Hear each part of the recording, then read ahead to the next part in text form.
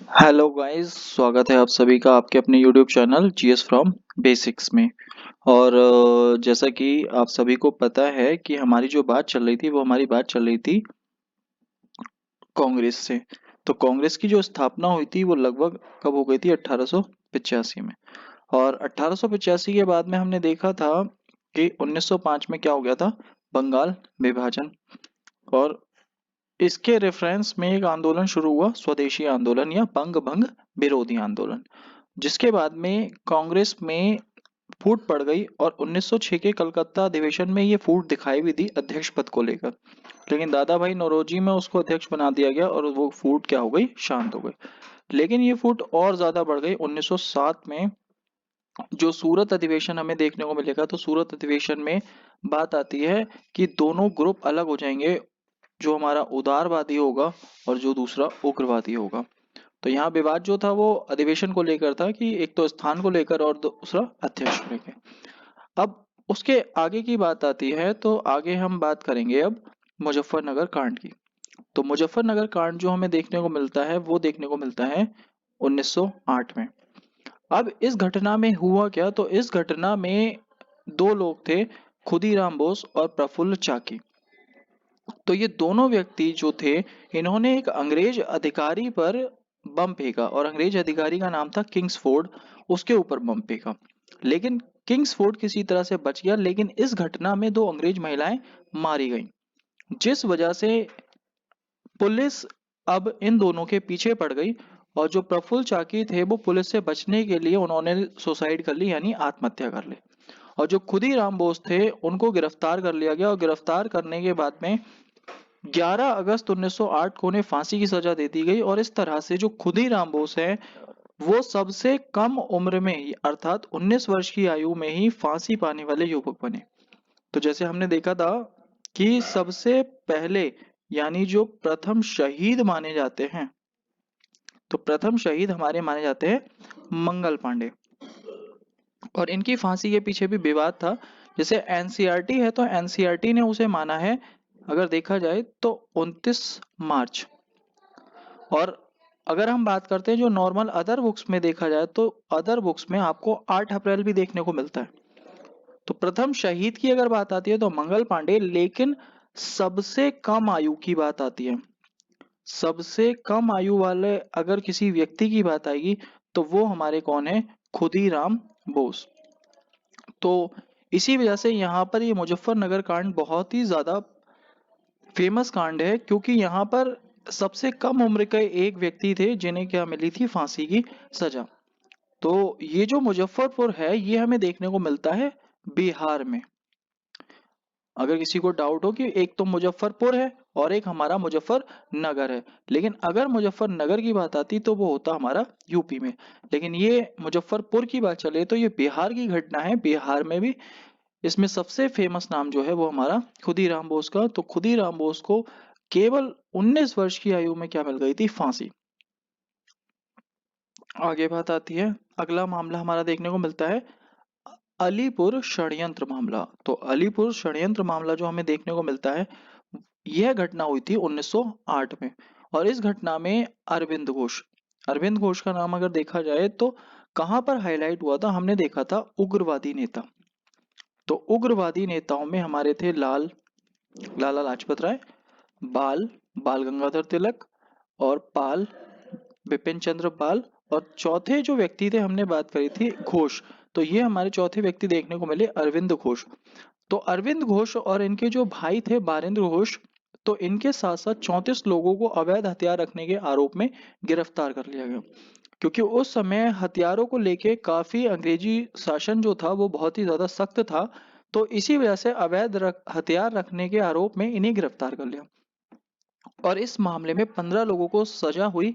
लेकिन जो अरविंद घोष थे, यहाँ पर इनकी मदद करी चितरंजन दास ने। चितरंजन दास को हम कहते हैं सीआर दास। तो जो चितरंजन दास थे, इन्हें सीआर दास के नाम से भी जाना जाता है। तो इन्होंने इनकी क्या करवाई थी? जमानत करवाई थी। तो इन्होंने इनकी बेल करवाई, तो उस वजह से ये रिहा हो गए। जो सीआर दास हैं, तो सीआर दास हमें आगे चलकर जब हमारे आगे देशबंधु वगैरह देखने को मिलते हैं तो वहां पर दोबारा इनका जिक्र होता है। तो अरविंद घोष की इनकी जमानत हो गई। तो ये जो घटना कहलाई थी, अवैध हथियार जो पकड़े गए थे, ये कहलाई थी अलीपुर षड्यंत्र मामला। तो ये भी जो घटना है, ये हमारी पश्चिम बंगाल की घटना है, बंगाल। क्योंकि बंगाल जो था स्टार्टिंग में काफी ज्यादा उग्रवाद का केंद्र रहा है, क्योंकि अंग्रेजों से सबसे ज्यादा अगर दिक्कत कहीं थी तो वो कहाँ पर थी, बंगाल में परेशानी थी। तो इसीलिए ज्यादातर घटनाएं हमें बंगाल में देखने को मिलती हैं। नेक्स्ट है अगली घटना, बर्रा डकैती। तो बर्रा डकैती 1908 में, ये भी हमें देखने को मिलती है बर्रा डकैती। तो ये जो थी, ये भी हमारी देखने को मिलती है पूर्वी बंगाल में, और पूर्वी बंगाल में एक स्थान है बर्रा। तो बर्रा में डकैती करने वाले क्रांतिकारियों के समूह को पुलिन बिहारी दास के द्वारा नेतृत्व प्रदान किया गया। तो पुलिन बिहारी दास थे, तो ये भी बंगाल के एक प्रसिद्ध नेता थे, जो अगर देखा जाए उग्रवादियों में आया करते थे। जैसे हमने यहाँ पर उग्रवादियों में बात करी कि लाल बालपाल और घोष, तो घोष में अरविंद घोष भी हैं, उनके भाई भारिंद घोष भी हैं, और यहाँ पर एक नाम और आता है हमारा पुलिन बिहारी दास। तो ये बर्रा डकैती में शामिल थे। तो यहाँ पर जो अंग्रेजों का एक शस्त्रागार था, उसे लूट लिया गया था। तो इसीलिए बर्रा डकैती के नाम से जाना जाता है। आगे चलते हैं, भारत शासन अधिनियम 1909। ये दोस्तों हमने अपनी लास्ट वीडियो में भी देखा था, भारत शासन अधिनियम 1909। क्योंकि ये इसलिए फेमस था क्योंकि यहाँ पर जो मुस्लिम लीग थी, जो हमने मुस्लिम लीग की स्थापना देखी थी, मुस्लिम लीग हमारी कब बन गई थी, 1906 में। और मुस्लिम लीग ने एक डिमांड रखी थी 1908 में पृथक निर्वाचक मंडल की, और इसे कब पूरा कर दिया गया, 1909 के मार्ले मिंटो सुधार में।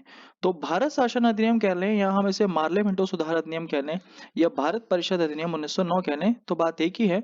इसी अधिनियम को मार्ले मिंटो सुधार या भारत परिषद अधिनियम कहा जाता है।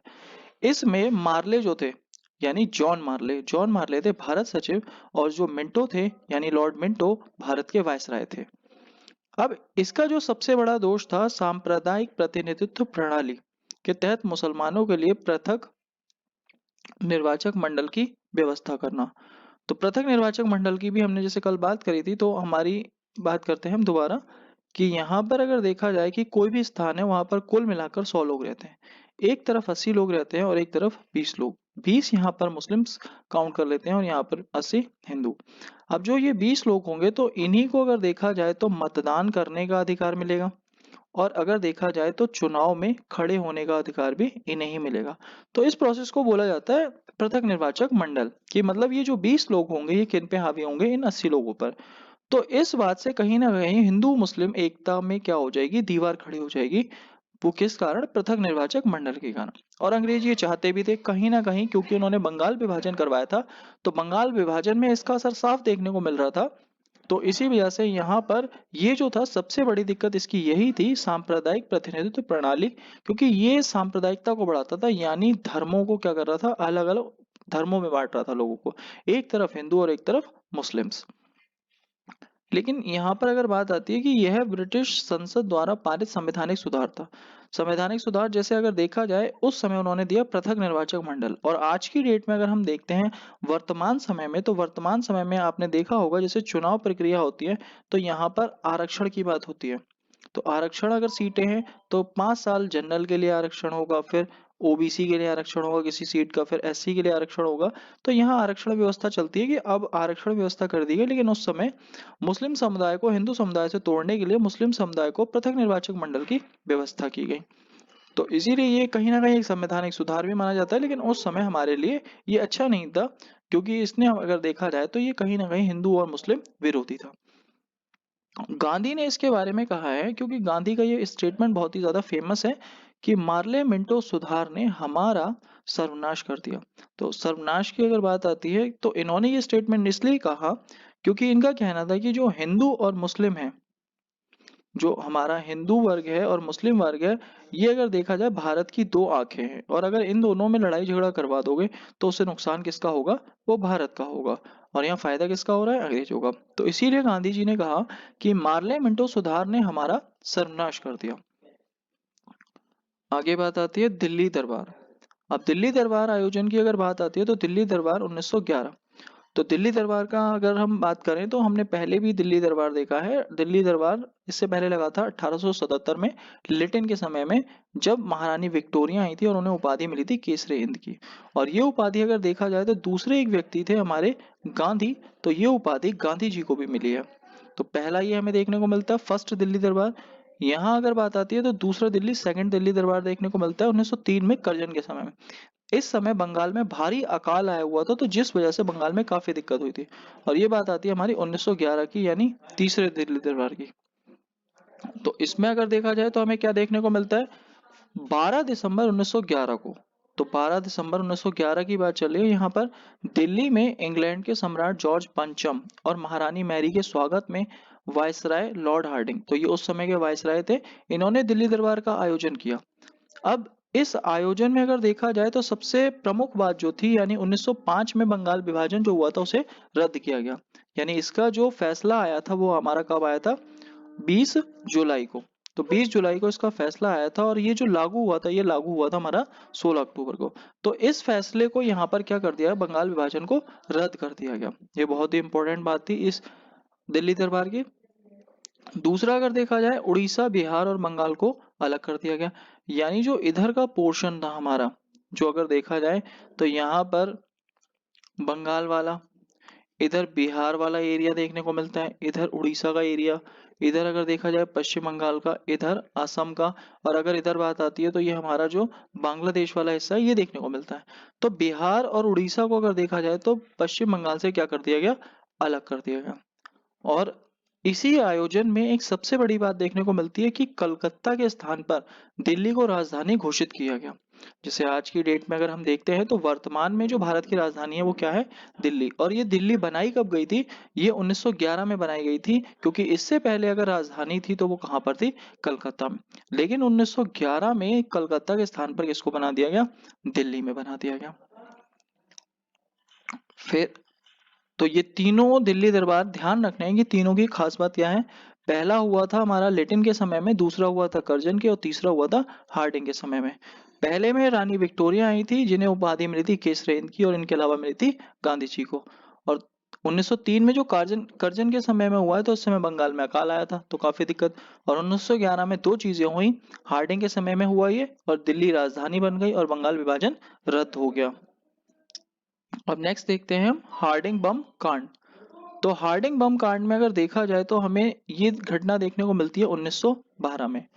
1912 में टाइम था, यानी समय था 23 दिसंबर 1912 को।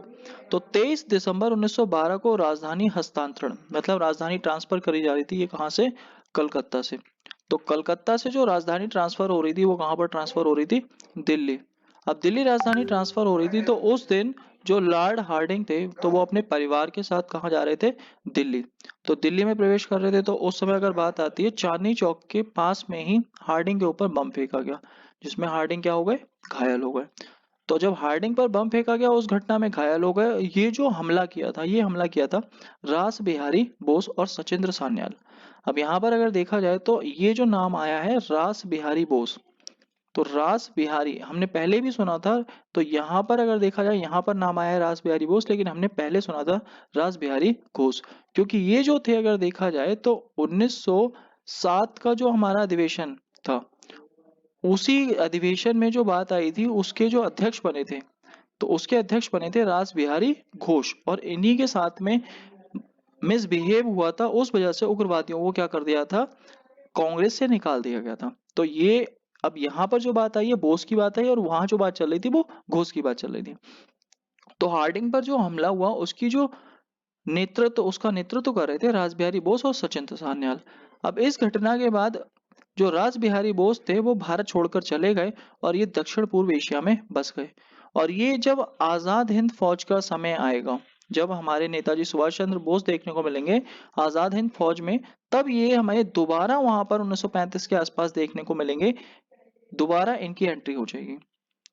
अब इसी घटना की अगर बात करी जाए, अर्थात हार्डिंग बम कांड की, तो इसको या तो आप हार्डिंग बम कांड कहें, या चांदनी चौक हमला कहें, या फिर दिल्ली षड्यंत्र कहें, तो ये इसके अलग अलग नाम है, इन्हीं नामों से ये पूछा जाता है। और ये घटना जो देखने को मिलती है 1912 में देखने को मिलती है।